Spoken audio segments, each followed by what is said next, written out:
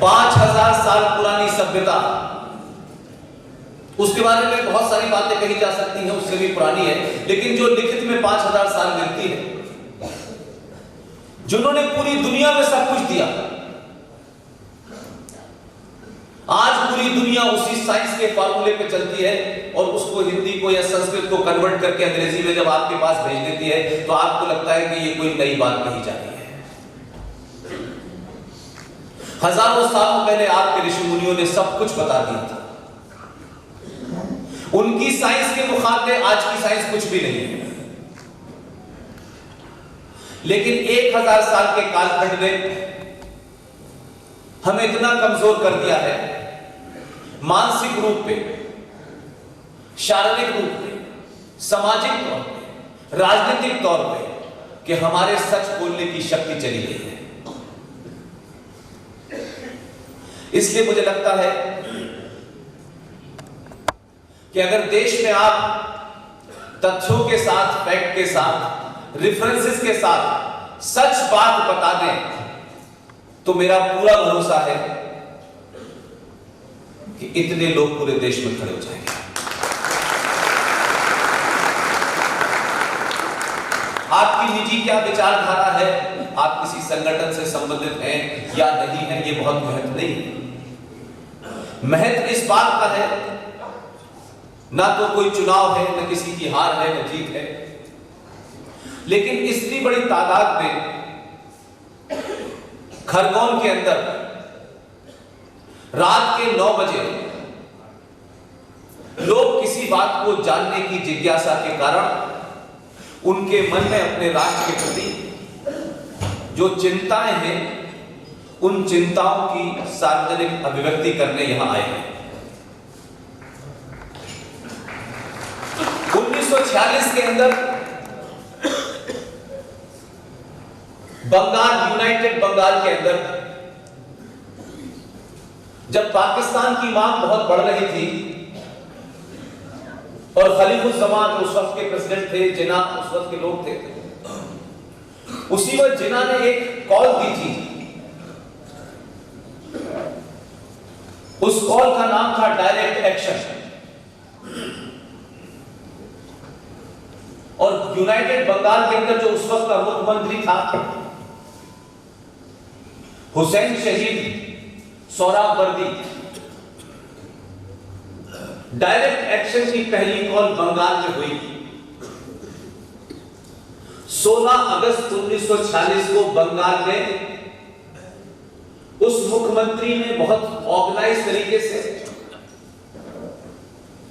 बंगाल के पुलिस के लोगों की 3 दिन की छुट्टी कर दी। और उसके बाद जो कुछ बंगाल में हुआ, मैं समझता हूं कि ऐसी मिसालें हिंदुस्तान की क्या, हिंदुस्तान के बाहर भी किसी देश में नहीं मिलती। पूरी सरकार की व्यवस्था और उस वक्त के इस्लामिक जिहादी सबने एक पूरे संयोजित तरीके से जो एक तरफा हिंदुओं का कत्लेआम बंगाल में किया, हजारों लोग मारे गए, हजारों लोग बेघर कर दिए गए, हजारों लोगों का धर्म परिवर्तन किया गया, उनकी किडनैपिंग की गई, लूट हुई, मकानों को आग लगा दी। लेकिन इसका जिक्र आजाद भारत के तथाकथित हिस्टोरियंस ने कभी नहीं बताया। और उसी वक्त 1946 के अंदर जहां भारत के ईस्ट बंगाल में यह हो रहा था, उसी वक्त यहां दक्कन के अंदर एक रियासत थी हैदराबाद। उस हैदराबाद रियासत के जो लोग थे वो भारत में मिलना नहीं चाहते थे, वो पाकिस्तान में मिलना चाहते थे। उसी 1946 के अंदर हैदराबाद रियासत के अंदर एक पार्टी थी। अगर हमारे समाज को या बहुसंख्यक समाज को या सनातनियों को ये बात भी 70-60 में छोटी छोटी बताई जाती तो शायद हम 2020 में इससे अगले चरण की बात कर रहे होते। हैदराबाद में जो पार्टी थी उसका नाम था मजलिसे इत्तेहादुल मुस्लिमीन, जिसका एक जोकर पार्लियामेंट में अक्सर नजर आता है।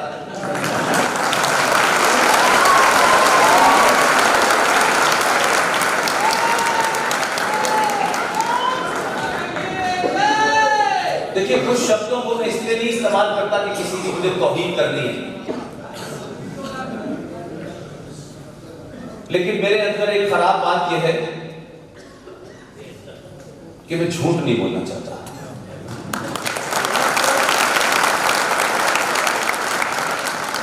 मेरी बात से कौन खुश होगा और कौन नाराज होगा इसकी चिंता नहीं मुझे। न मेरी कोई पार्टी है, न मेरी कोई विचारधारा है, न मेरा कोई संगठन है। मेरे और मेरे साथी जो पूरे देश में इसी समय अलग अलग शहरों में हैं, उन सब के मूल में अगर कुछ है तो उसका नाम है राष्ट्र। राष्ट्र